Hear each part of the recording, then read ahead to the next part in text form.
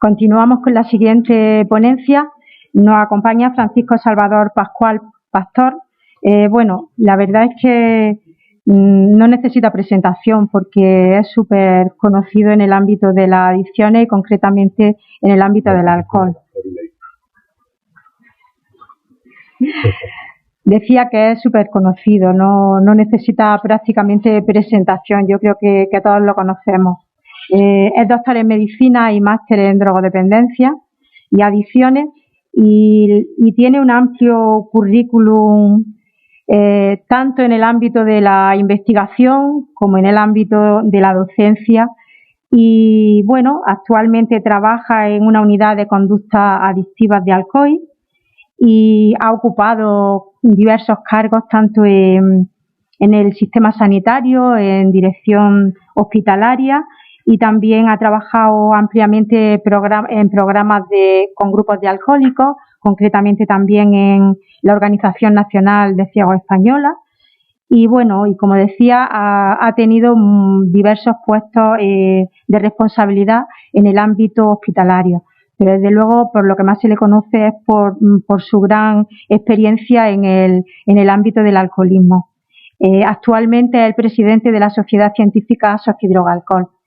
Y hoy nos va a hablar del alcohol y la prevención y bueno, y también va a hablar sobre el abordaje terapéutico en los trastornos por abuso de alcohol. Bueno, cuando tú quieras. Muy bien.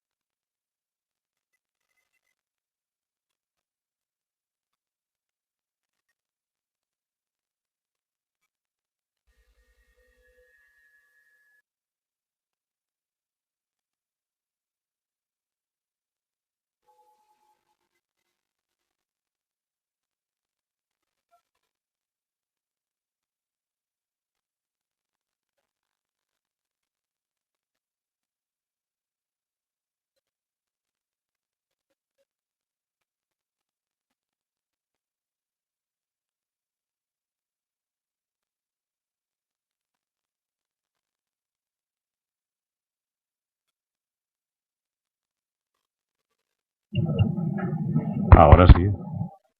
Que me habéis dicho que me habéis mentido.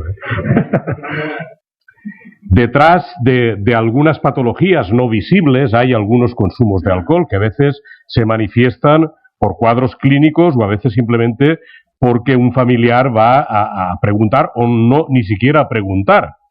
Es que el familiar está mal y tienes pues un cuadro de ansiedad o depresivo y cuando empiezas a preguntar qué es lo que no hacemos tradicionalmente en medicina, por desgracia, y por eso hemos diagnosticado poco, y por eso lo que planteaba esta mañana Joan Colom, de el inicio que tuvieron en el programa de la poca anamnesis que se hacía en torno a los consumos de tóxicos y especialmente de alcohol, y cuando tú empiezas a preguntar, diagnosticas.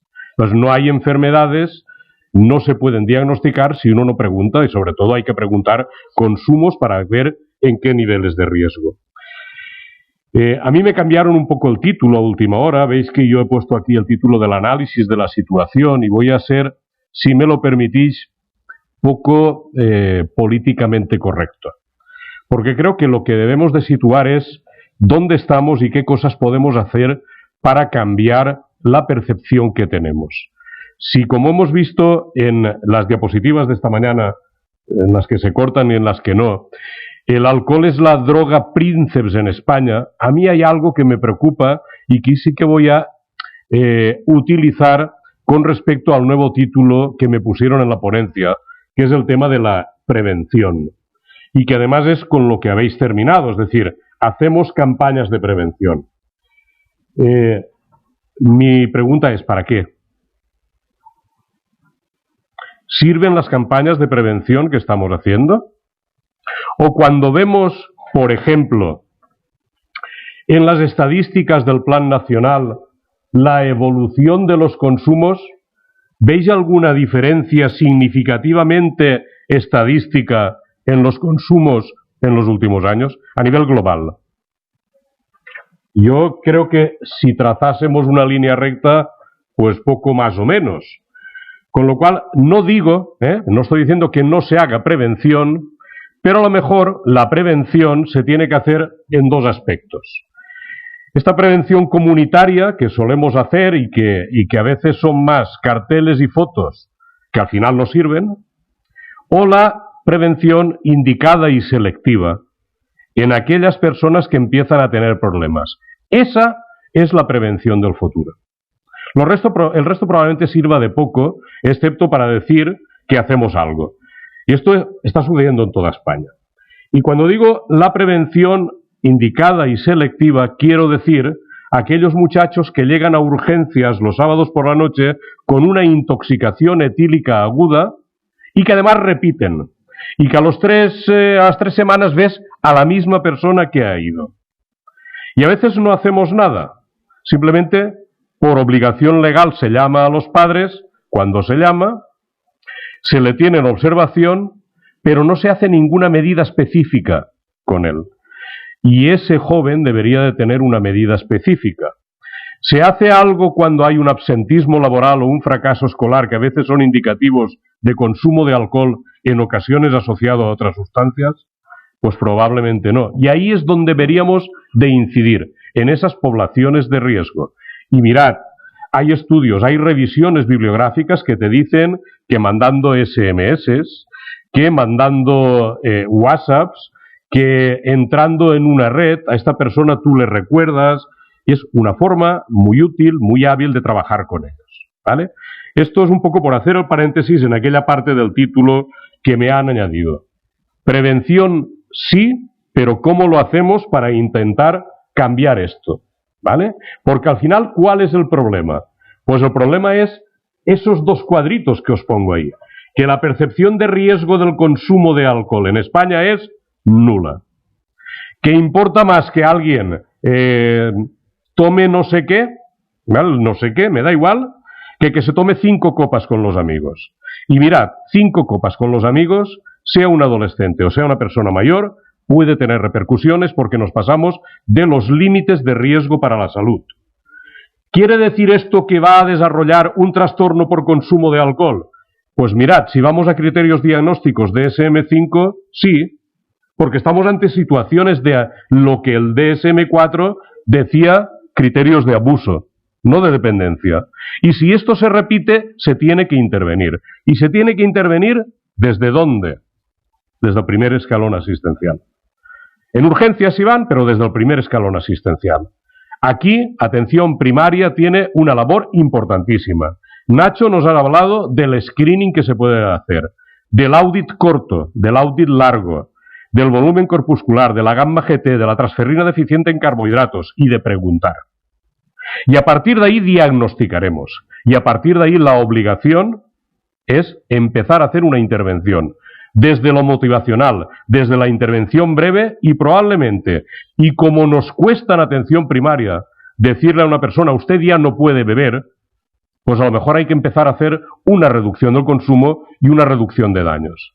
¿Por qué? Porque mirad, en toda la mañana a mí me ha llamado la atención que habéis hablado mucho de patología dual, que como ha dicho Paco, y además a mí me ha servido mucho lo que ha dicho Paco González, pero para mí el término patología dual es un término que se me queda corto.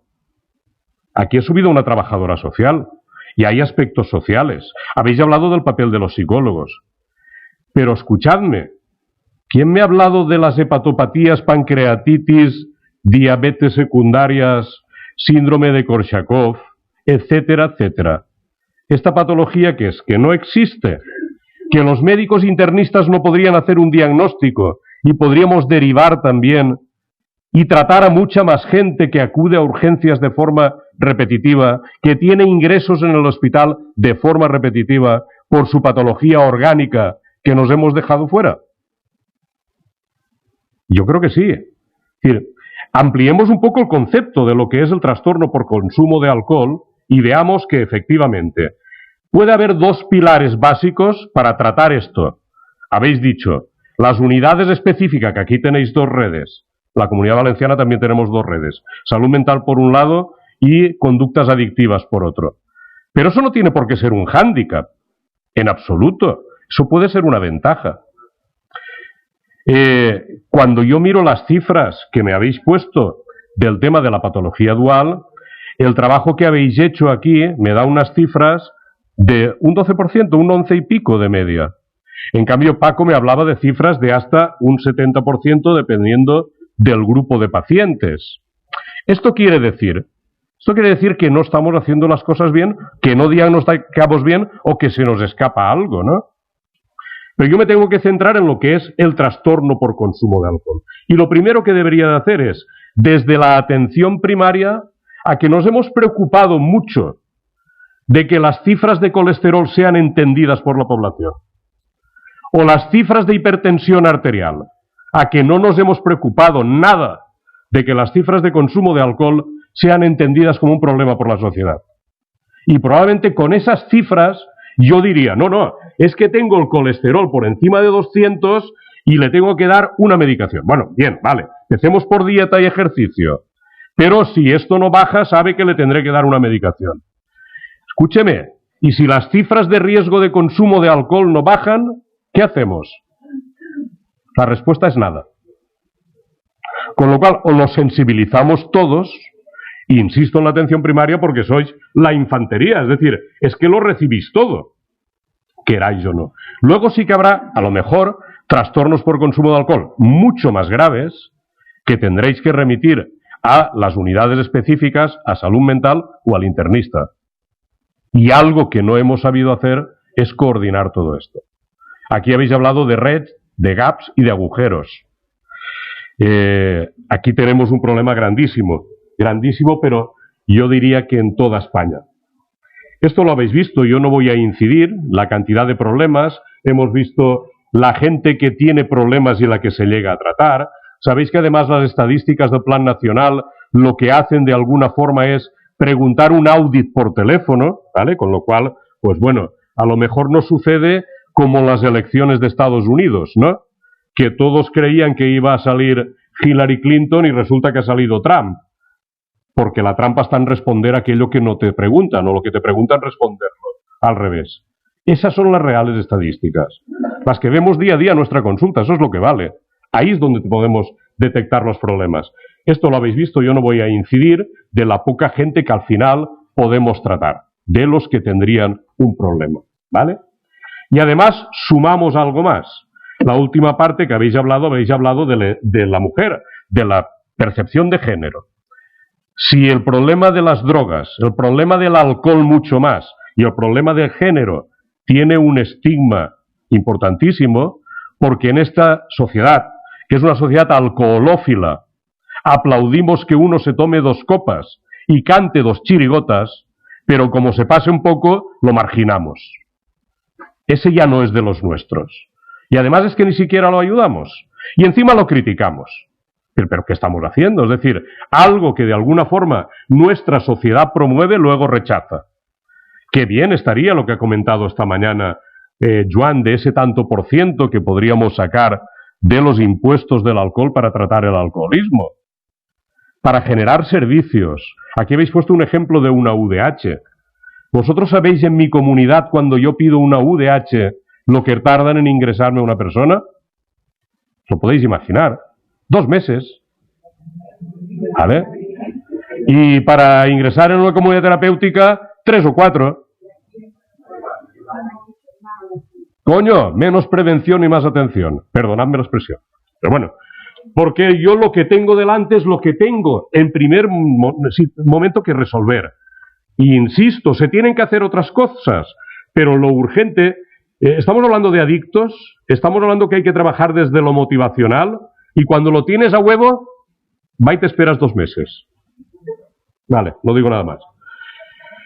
Es verdad que hay tratamientos, es verdad que hay enfoques terapéuticos, los hemos utilizado siempre. Este que veis aquí, ahora lo veis, ¿vale? Son 2 tratamientos que se utilizaron históricamente, Unos son los polvos de coza y el otro es un hongo que es el Atrinus capramentarius, que son unos hongos que tienen efecto antabús.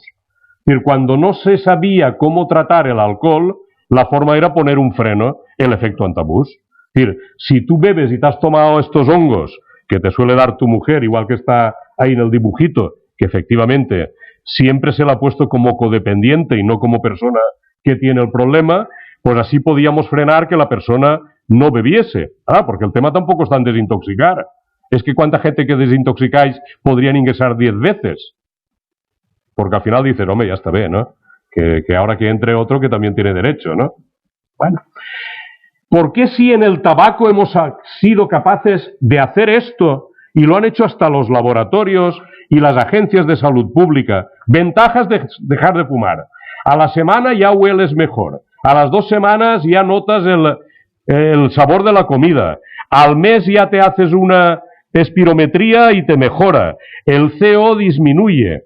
A los 10 años tienes la misma probabilidad de tener un cáncer que un no fumador. ¿Esto lo hemos hecho con el alcohol? ¿Esta pedagogía la hemos hecho? No. Es decir, si de alguna forma, además, con el tabaco, cuando vemos una dificultad a la hora de tratar, ¿qué le decimos al paciente cuando acude a la consulta? Cuando no pueden, haz un registro. ¿A qué hora fumas? ¿Cuántos cigarrillos? Y con el registro, a lo mejor no consigues que deje de fumar, pero empieza a hacer una reducción.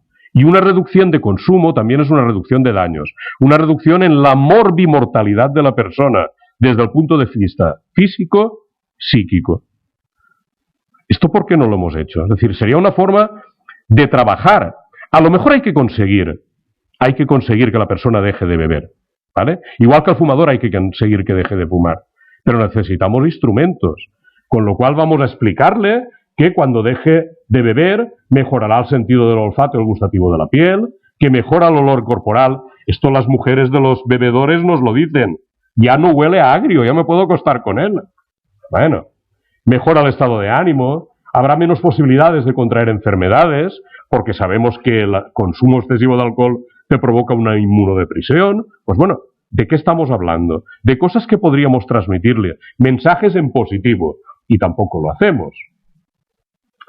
Además, me detengo aquí porque todos conocéis el Principito de Antoine de Saint-Exupéry. ¿Quién no lo ha leído en el cole? ¿No? Si esto era casi lectura obligatoria. Y sabéis que el Principito iba por ahí dando vueltas, iba por planetas. ¿Y os acordáis de un planeta que tenía una rosa? Y que además estaba en una vitrinita, tenía que regarla. Bueno, un planeta que tenía una persona que, bueno, era un farero, ¿no? Un farolero, que tenía que encender y apagar el faro. Pero el planeta era tan pequeño que, claro, aquello no tardaba 24 horas, tardaba 2 minutos. Con lo cual estaba enciendo, apago, enciendo, apago, enciendo, apago. ¿Os acordáis alguno que había un planeta con un bebedor?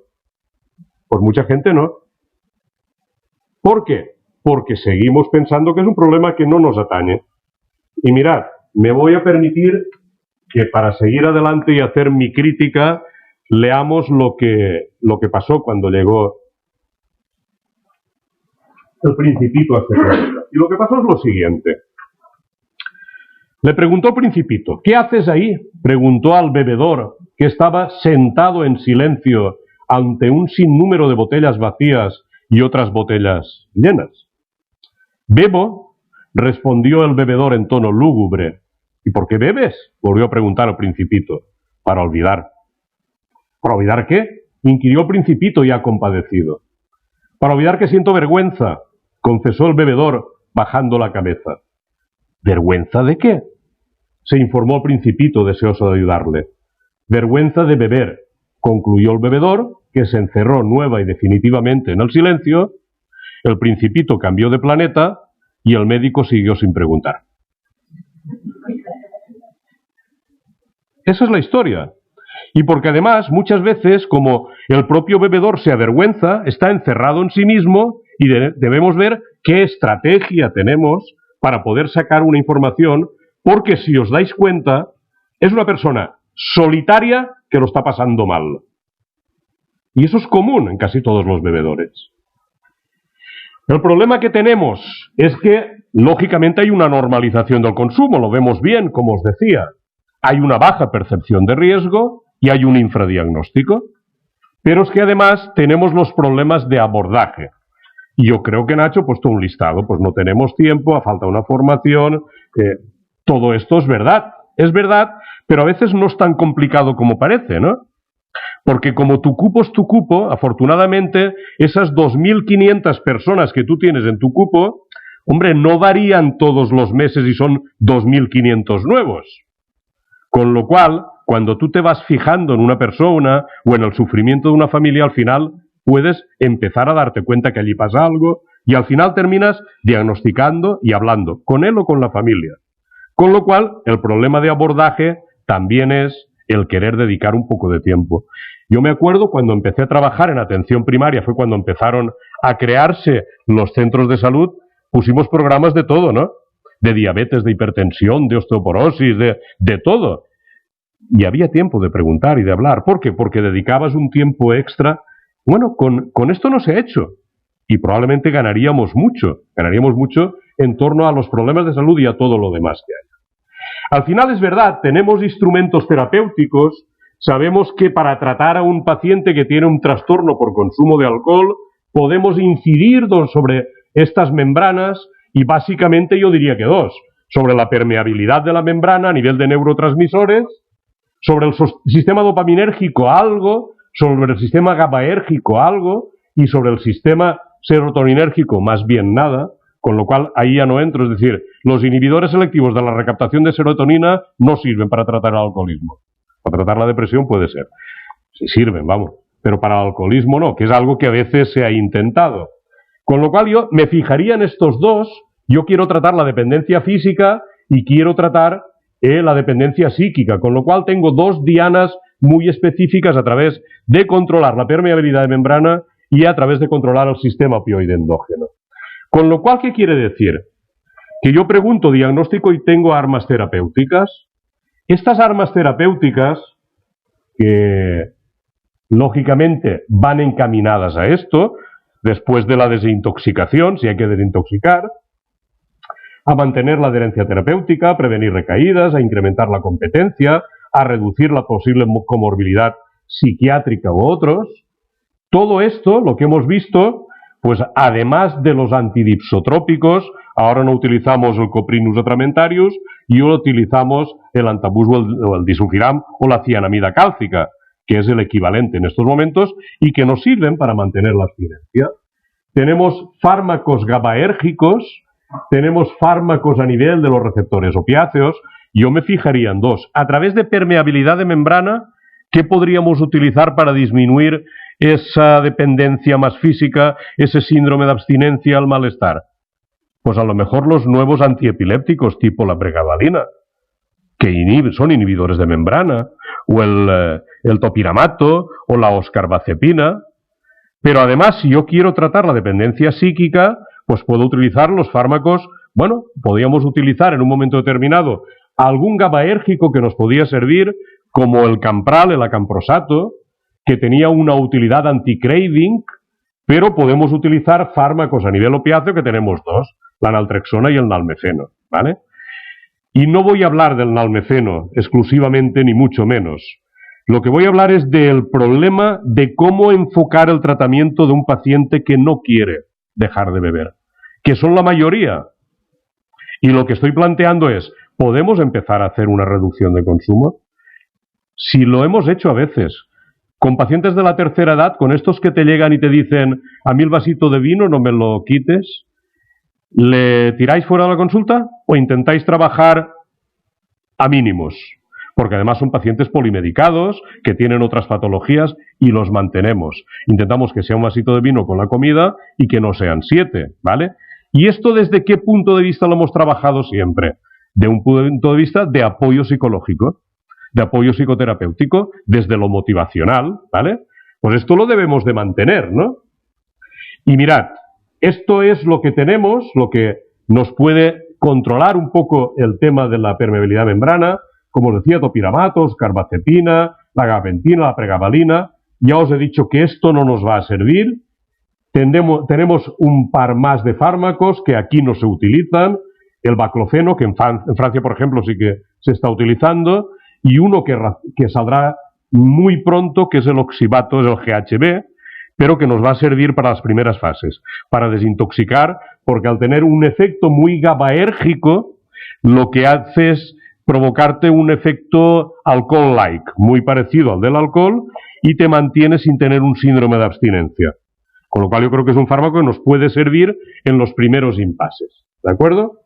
Luego, los fármacos que van a salir, daos cuenta, excepto el oxibato, que digo, saldrá muy recientemente y es para las primeras fases, todos estos que están en cartera son fármacos que irán indicados básicamente para la reducción de consumo. Con lo cual, yo ahora me encuentro con un problema. Muchos de los pacientes que nos pueden llegar a las unidades de conductas adictivas o a las unidades de salud mental son pacientes que plantearte una reducción, pues no lo sé, te lo puedes plantear, pero a lo mejor la reducción te la planteas como intermedio para conseguir la abstinencia, que también es útil. Pero los pacientes que todavía no tienen, según criterios de SM4, una dependencia, pero tú tienes que hacer que frenen el consumo, ¿estos fármacos los damos cuando estén pasados de rosca o los damos antes? Yo los daría en primaria. No sé si me entendéis. Y es donde yo debería de trabajar con el paciente que su problemática no vaya a más. Debería de intentar, si además es un paciente con una comorbilidad psiquiátrica, impedir que tenga ingresos de repetición en la unidad de salud mental psiquiátrica. Si es un paciente con pancreatitis de repetición, intentaré minorar los consumos para que no ingrese, ¿vale? Con lo cual, yo creo que son fármacos que deberían de utilizarse en primera instancia en atención primaria. Pero ¿qué pasa? Que a veces tenemos este concepto. Mirad, esto es una foto del País del año 97 y el título es Una noche en los calabozos de alcohólicos en Moscú. Y tú ves esto y dices, coño, calabozos de alcohólicos, un tío en calzoncillos allí que debe hacer en invierno un frío. Pues precisamente esta foto no dice nada negativo. Las personas que se quedan durmiendo con una borrachera en medio de la calle a 10 bajo cero, la policía los cogía, les quitaba la ropa, les ponía una duchita con agua caliente, les daban unos calzoncillitos y pasaban la noche comidos y dormidos en un calabozo, para que no se quedasen congelados. Es decir, hasta ahí puede llegar. Pero a veces la visión que tenemos de las cosas es la visión inicial.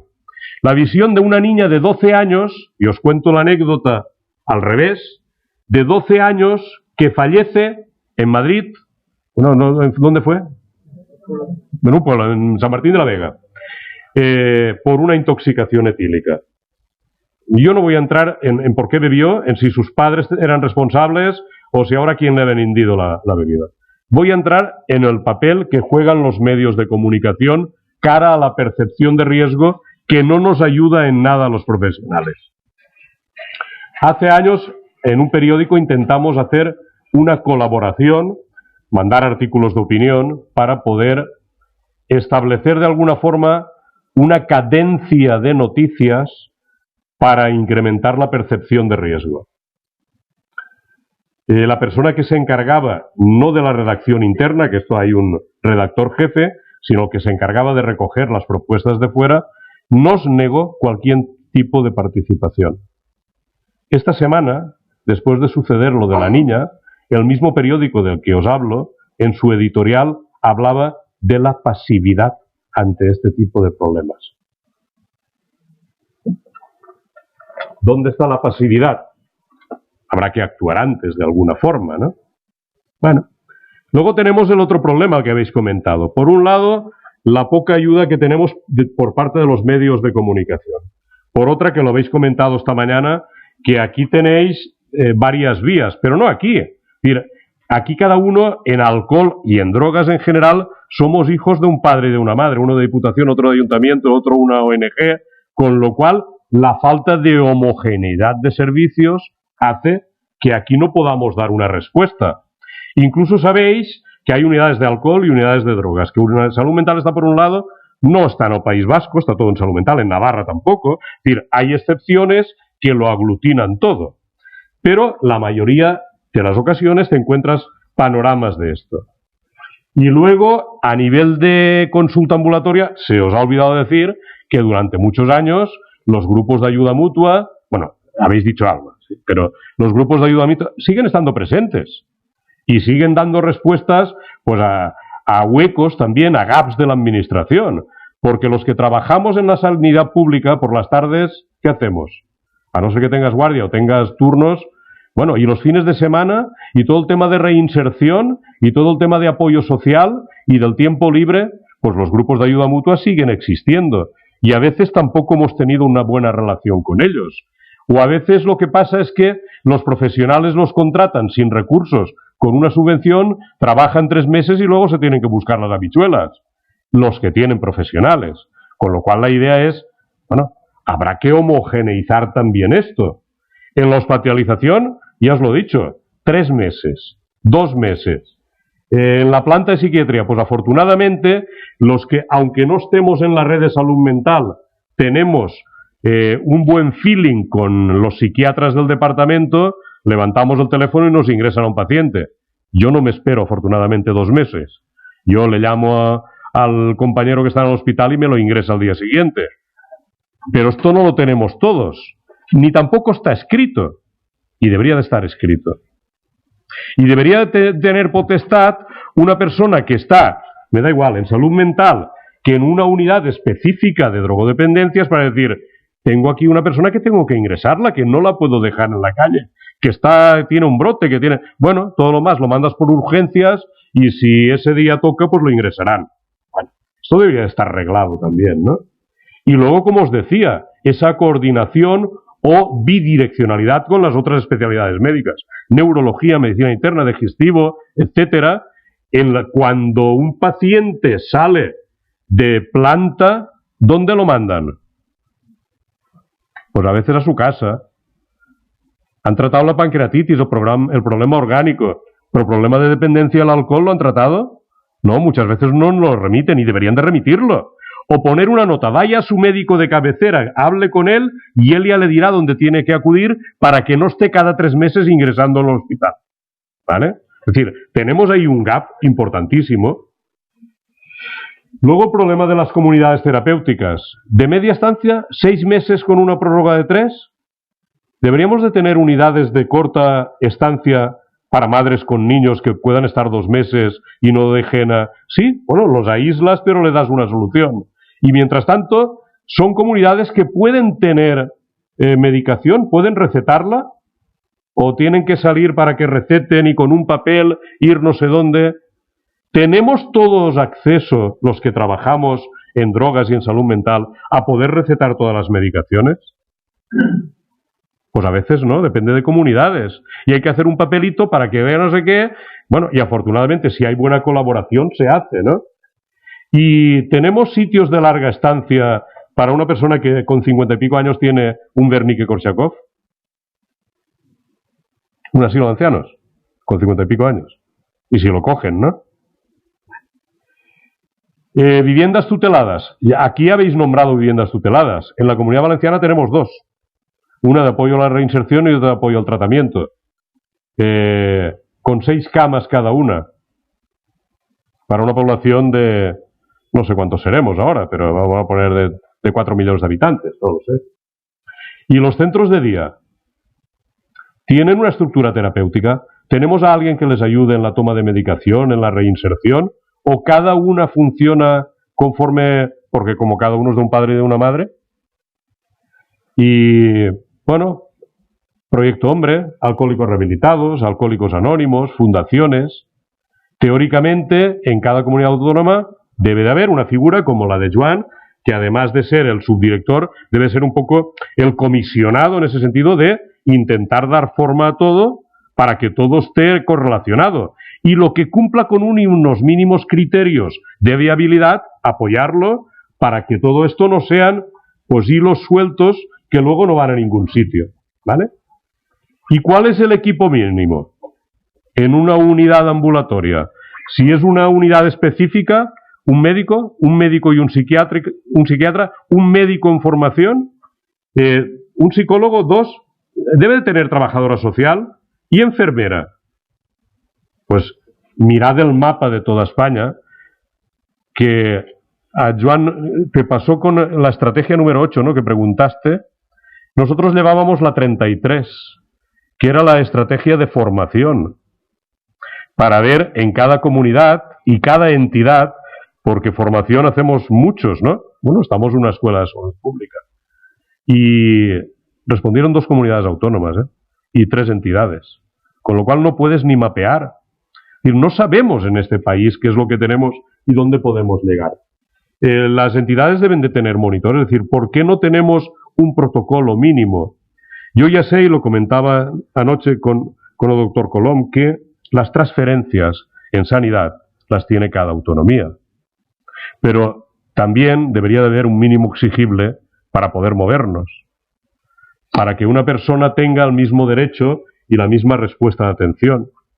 Esta homogeneidad nosotros la intentamos con atención primaria al hacer, han salido cosas esta mañana de este libro, Nacho ha puesto alguna, también el doctor Colom ha puesto alguna referencia, para intentar que el diagnóstico precoz, la intervención temprana, la atención a problemas, las comorbilidades, estén consensuadas por lo menos con la gente que más. Y hicimos este protocolo, este manual, con las ENFIC, las Emergem, las ENG y con FAECAP, que es una fundación de enfermería, para intentar homogeneizar y por lo menos tener un guión para decir, bueno, podemos trabajar de forma más o menos conjunta, ¿no?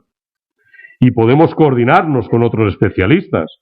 Con lo cual, al final, si en cada sitio hay una red, ¿vale?, pues debería todo de arbitrarse. Me da igual que depende de comunidades, que se arbitre alrededor de salud mental o que se arbitre alrededor de la unidad de conductas adictivas, pero alguien debe de... Porque si no, ¿sabéis lo que pasa cuando al paciente lo mandas de aquí para allá? Que al segundo sitio no va, o al tercero, ¿no? Y al final se te pierde y hay una parte que no tratas. Con lo cual, esta flexibilidad, claro, aquí las flechas deberían de ser en las 2 direcciones, ¿no? Porque esta flexibilidad no conseguimos mantenerla. Y es verdad que esto debería de estar todo más o menos correlacionado para ser funcionales, para poder utilizar los medios diagnósticos al alcance, para poder utilizar los medios terapéuticos, pero tanto los psicoterapéuticos, desde lo motivacional, los farmacológicos, como la reinserción, que en muchas ocasiones es inexistente. Y si no tienes un trabajador social que entiende del tema, vas a servicios sociales municipales. Y el trabajador social municipal te dice, es que si no deja de beber no le puedo ayudar. Pero coño, que es que soy un adicto. Entonces vamos a ver, esto se puede manejar de otra forma, ¿vale? Y al final esto sucede pues muchas veces. Y a mí me llaman a la UCA, es que fulanito no ha dejado de beber. Y yo digo, ya, pero es que se tomaba 4 litros de vino y se toma ahora 2 vasitos. Es decir, no ha hecho nada esta persona. Es que debemos de ser cerrados a que vamos a conseguirlo ya. O preferimos, cuando dejes de beber, ven, que es lo que hacíamos hace 20 y pico años. Y el que está bebiendo no entra a la terapia y no lo atendemos. No puede haber un enfoque. Lo hemos hecho con el tabaco, os decía, lo hemos hecho con la heroína y no lo vamos a hacer con el alcohol. Porque además, a lo mejor de esos pacientes que no acuden a ningún sitio, de esos pacientes que cuando tú le nombras tienes que dejar de beber y ya no vuelven, a lo mejor si le damos una oportunidad distinta, podemos trabajar con ellos. Empezamos a reducir y si hay que cortar, ya cortaremos. Y como os decía, esto se puede hacer y se tiene que hacer desde lo motivacional, pero ahora tenemos un fármaco y dentro de poco tendremos 5. No sé, dentro de poco será. Pero bueno, es algo que deberemos de ir cambiando, porque si no al final le estamos negando la mayor a las personas que pueden tener una estrategia de reducción de consumo. Lógicamente yo no voy a poner los miles de estudios que hay, que algunos lógicamente empezaron con Lundbeck porque interesaba, pero ahora todos los que están sacando fármacos para la reducción del consumo, que además tienen una ventaja, ya no son fármacos anti-craving, sino son fármacos anti-craving y anti-priming. Es decir, primero, como tienen un doble mecanismo de acción en los receptores opiáceos, que son antagonistas y agonistas parciales, lo que hacen es, no me apetece beber, y si empiezo a beber con poco, ya estoy bien, no me apetece seguir bebiendo, ¿vale? Estamos poniendo un freno. Y si esa persona, como os decía antes con la pancreatitis, ingresaba 3 veces al año, me ingresa una o ninguna. Porque tenemos pacientes con cuadros psicóticos que además tienen fármacos antiepilépticos de POT, pero muchas veces seguían bebiendo. Y cuando tú controlas el consumo, a veces sin llegar a la abstinencia, controlan el consumo y toman una copa o 2 al día y siguen bien con una adherencia terapéutica a los fármacos antipsicóticos, pues tenemos gente que ingresaba 2 o 3 veces al año descompensada y ahora pasa el año y no te ingresan. Y además son mucho más conscientes cuando empiezan a estar mal y te vienen, te lo verbalizan y puedes ajustar la medicación. Con lo cual, es verdad que la abstinencia siempre ha sido un objetivo terapéutico, pero ante el fracaso de algunas personas vamos a plantearnos si podemos hacer algo más, ¿vale? Sobre todo en personas que no pueden alcanzar la abstinencia, que no la pueden mantener o que de entrada no lo aceptan, pero que no acepten la abstinencia no quiere decir que no acepten el que les ayudemos en algún aspecto. Y yo insisto en lo motivacional, pero ahora voy a cambiar, no en lo motivacional, sino en averiguar el motivo que tiene la persona para al final contarnos lo que nos está contando. Y como la canción, normalmente salud, dinero y amor. Esos son los 3 motivos. El que la mujer le dice, me te voy a dejar si no cambias, o la hija la planta las bases, amor. La salud porque empiezan a tener problemas pues serios a nivel físico o psíquico, o me he quedado sin trabajo, no tengo recursos. Esas son las demandas fundamentales, es decir, la vida desde hace muchos años se rige por esto. Si nosotros sabemos utilizar los motivos para incrementar la motivación, y además tenemos apoyos psicoterapéuticos y farmacológicos, podemos conseguir muchas cosas con los pacientes. Porque al final estábamos ahí, en la gente que tiene un consumo de riesgo, pero daos cuenta que los bebedores moderados están, y algunos de estos bebedores moderados en las fiestas del pueblo también beben más. También los para la Guardia Civil, y también pueden tener un accidente de tráfico. Y el accidente de tráfico es un trastorno por consumo de alcohol, o es una eventualidad en la vida. Algunos les obligan a ir a cursos de reparación, ¿no? Por decirlo de alguna forma. Bueno, pues cojámonos a todo esto, tenemos datos y trabajémoslo. Claro, ¿por qué romper este paradigma? Porque además esto nos serviría también para intentar captar más dependientes. Porque no le estás forzando desde un primer momento a decir o todo o nada. Porque facilita el acercamiento a los recursos, porque mejora la calidad de vida, porque disminuye la morbimortalidad. Y a pesar de todo, nos hemos encontrado al principio con unos colectivos reticentes. Sabéis que la gente de Alcohólicos Anónimos o de Alcohólicos Rehabilitados, su paradigma es nada de nada. Pues incluso estas personitas, cuando empiezan a conocer otras personas, te dicen, ¿y no podemos hacer nada con ellos? Es decir, todo es cuestión de hablar y de comentar. Probablemente, yo lo digo muchas veces, el mundo creíamos que era, en un momento determinado, que era plano y era redondo, ¿no? Y a veces las cosas hay que verlas desde distintas perspectivas. ¿Tenemos medios? Pues sí. Hay que coordinarlos. Preciso. Y, como os decía, ¿y a los menores quién los atiende? ¿Nos olvidamos de ellos? ¿O es ahí, y retomándolo del principio, donde deberíamos de invertir en prevención? Y lo habéis dicho también en la mesa. ¿Y la atención a familiares? ¿Quién la hace? El familiar está mal también, necesita un apoyo. Y a veces por el familiar consigues también a la persona bebedora. Con lo cual al familiar hay que darle una atención. ¿Dónde empiezas a dársela? Nacho, tú en atención primaria escuchándolos. Porque llegan las mujeres, normalmente mujeres, mal, contando que están mal en casa. Con lo cual hay que empoderar la atención primaria y tenemos que coordinarlos mejor, por lo menos las 3 patas, ¿no? Salud mental, unidades de conductas adictivas y atención primaria.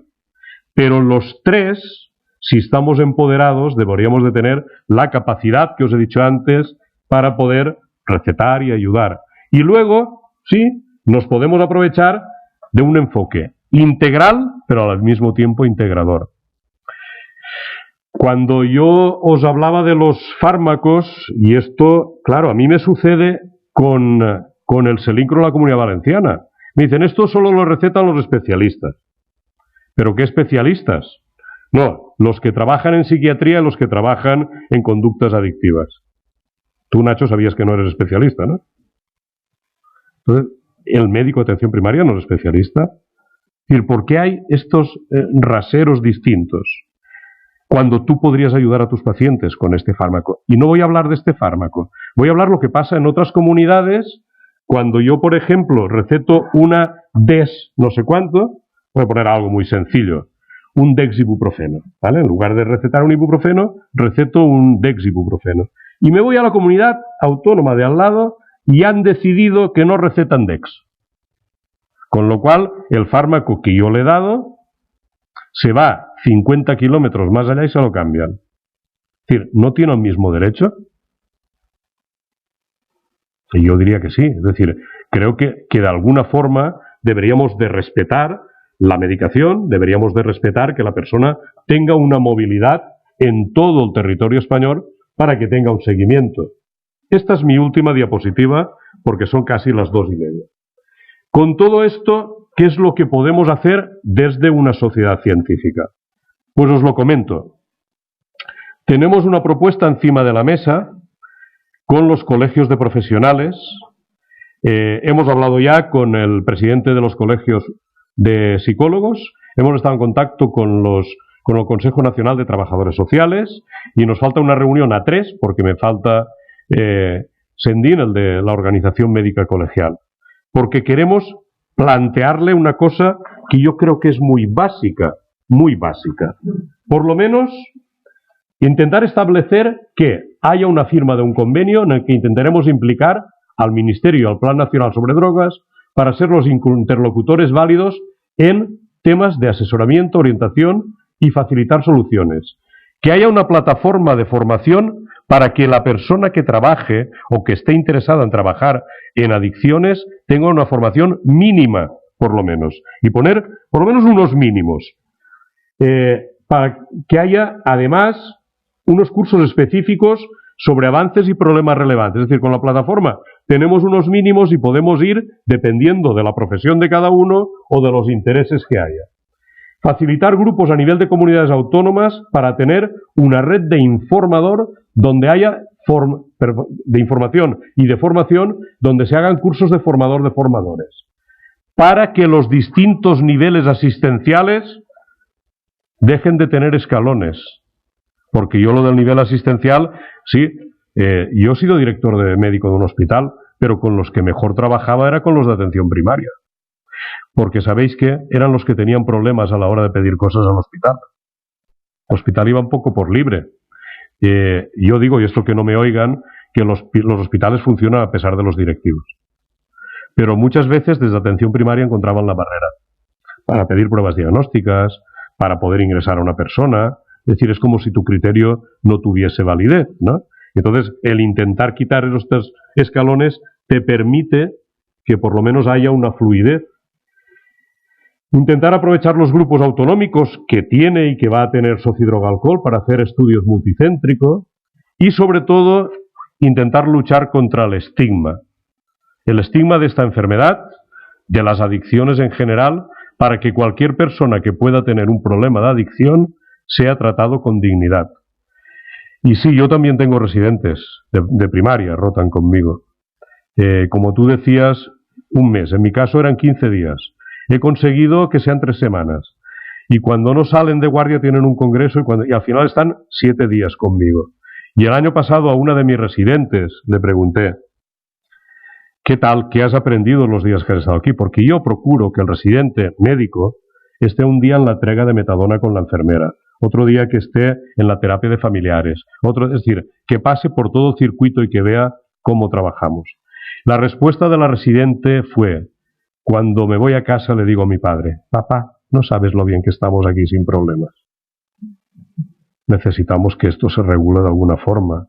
Para lo único que me ha servido es para sensibilizar a los residentes que hacen guardias de puertas para que cuando un paciente de los míos llega a urgencias lo traten, por lo menos, y no pongan simplemente paciente alcohólico, no sé cuántos años de evolución, lo tienen en observación, le hacen una analítica y lo mandan a casa sin que lo valore ni el internista o el psiquiatra.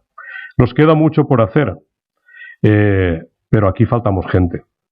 Y no digo aquí, en Andalucía, es decir, esto es un esfuerzo de todos y deberemos de exigir, por un lado, a la Administración que la movilidad, los mínimos y los recursos sean los adecuados y que no haya 2 meses de lista de espera ni 3 para una comunidad. Esto tiene que ser mucho más fluido. Debemos de tener una respuesta útil y real desde la atención primaria, con salud mental, con las unidades de conductas adictivas y, ¿por qué no?, con el apoyo de la industria cuando esté ahí, haga trabajos y que nos ayude. Pues si nos podemos beneficiar todos y generar sinergias, a eso debemos dedicarnos, ¿no?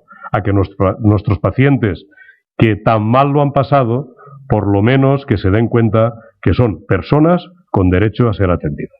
Muchas gracias.